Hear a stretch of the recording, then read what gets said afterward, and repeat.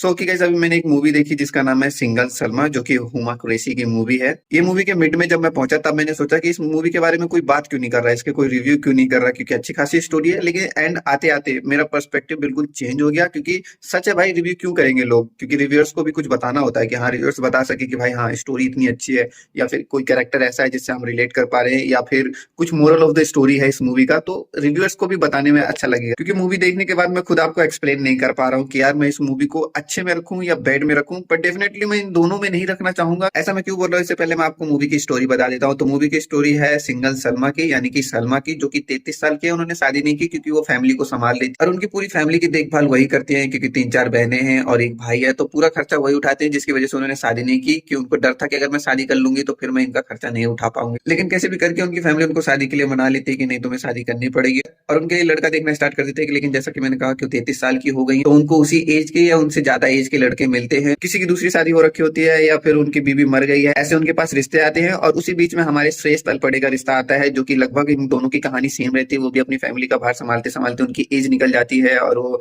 33 के पार हो जाते हैं, तो वो एक दूसरे से मिल जाते हैं और शादी के बाद फिक्स हो जाती है। लेकिन इसी बीच कहानी में ट्विस्ट आता है। सलमा 2 महीने के लिए लंदन जाती है और वहां किसी मीक नाम के लड़के से उन्हें प्यार हो जाता है, और वो उसके साथ फिजिकल हो जाती है, जिसकी वजह से वो रिग्रेट में भी चली जाती है। या फिर ये कह सकते हैं कि सलमा एक बेटर ऑप्शन देखती है और वो उसकी तरफ निकल जाती है। वो यहाँ तक डिसाइड कर लेती है कि वो तालपड़ी से शादी नहीं करेगी, क्योंकि अब उसके पास बेटर ऑप्शन है। लेकिन तभी उसको पता चलता है कि भाई मीट उसके साथ धोखा कर रहा है, वो और भी लड़कियों के साथ, जिसकी वजह से वो रिग्रेट होकर वापस इंडिया आ जाती है। अब सलमा एक डिसीजन नहीं ले पाती है। अब उनको समझ में नहीं आता कि उनको शादी करनी चाहिए या नहीं करनी चाहिए। अब मीट को भी रियलाइज होता है कि भाई मैं तो सलमा से प्यार करने लगता हूँ। वो भी इंडिया जाता है, और यहाँ से सिकंदर भी शादी की तैयारियां करता है। दोनों ही अपने दिल की बात बताने के लिए तैयार हो जाते हैं। भाई साहब, जो एंड लिखा है डायरेक्टर्स ने और मेकर्स ने, भाई उनको सलाम है कि भाई तुम इतना बेवकूफ कैसे हो सकते हो कि तुम्हें लगता है कि भाई जो भी हम दिखा देंगे और जो भी इमोशनल तरीके से हम दिखा देंगे, ऑडियंस उस चीज से कन्विंस हो जाएगी। लिटरली पूरी मूवी अच्छी है, लेकिन जो इन्होंने एंडिंग रखी, भाई पूरी मूवी खराब हो जाती है। वहां से भाई पूरा मूवी का प्लॉट ही चेंज हो जाता है। ऐसा लगता है यार ये क्या देख लिया, क्योंकि भाई इसमें हमें ये दिखाया कि लड़की भाई गोल्ड डिगर हो सकती है, सेल्फिश हो सकती है, बेटर ऑप्शन मिलते ही उधर को चली जाएगी, और उसमें वो गलत नहीं है, उसमें तुम गलत हो कि भाई तुमने उम्मीद लगाई। लड़की का तो हक है कि वो बेटर ऑप्शन देखेगी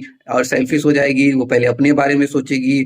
और भाई इस तरह से पोर्ट्रेट किया गया है, उसमें सलमा दोनों में से किसी से शादी नहीं करती और वो अपने सपने पूरे करने निकल जाती है। लिटरली भाई तुम ये सब दिखाने के बाद कि भाई सलमा शादी भी नहीं करेगी, सलमा ने जिसके साथ फिजिकल हुई उससे भी शादी नहीं करेगी, और भाई आई हुई बारात को वापस लौटा देगी, और उसके बाद भाई एक इमोशनल सी स्पीच दे देगी कि भाई लड़कियों के हक, लड़कियों की आजादी, लड़कियां जो कहेंगी, लड़कियां जो चाहती हैं वो करना चाहती हैं वो करेंगी। लिटरली मूवी बहुत बेकार है। तो अगर तुम देखने का सोच रहे थे तो इसके नाम पे मत जाना, मूवी सच में बेकार है। हुमा कुरैशी की एक्टिंग अच्छी है, लेकिन मूवी की कहानी बहुत बहुत बेकार है। बाकी अगर गाइस चैनल पे नए हो तो चैनल को सब्सक्राइब करना ना भूलें।